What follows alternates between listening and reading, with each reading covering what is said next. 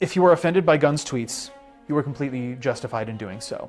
They are gross tweets, but you should also recognize where those instances of outrage are coming from and who is perpetuating them. So on July 20th, a series of old tweets from writer-director James Gunn, who's most known for writing and directing the Guardians of the Galaxy films, were resurfaced by Mike Cernovich, who's a bit of an alt-right provocateur. And as a result, Disney and Marvel decided to fire James Gunn from the third Guardians movie. We're at this really interesting place now where tweets can be weaponized against us for very explicitly political purposes.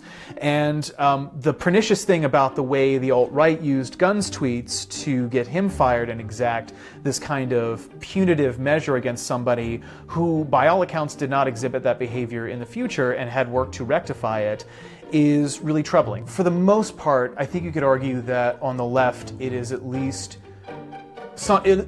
born of a desire to improve the discourse and the acceptability of certain people, certain marginalized groups, and diminishing hate speech. Whereas with Cernovich and people on the alt-right, they take those same principles and act on them in bad faith.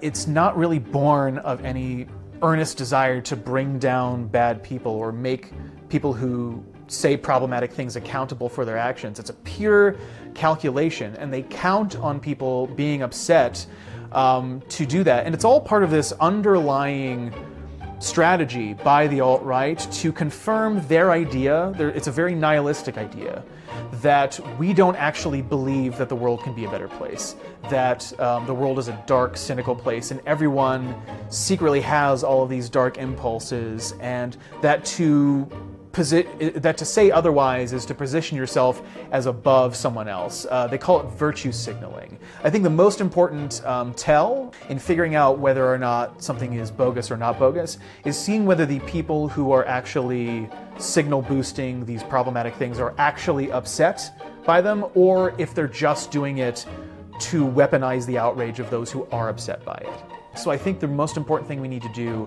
is take a step back, think about why we're outraged at this particular thing, and making sure we're doing it for the right reasons and not lending ammo to somebody who wants to use our own outrage against us.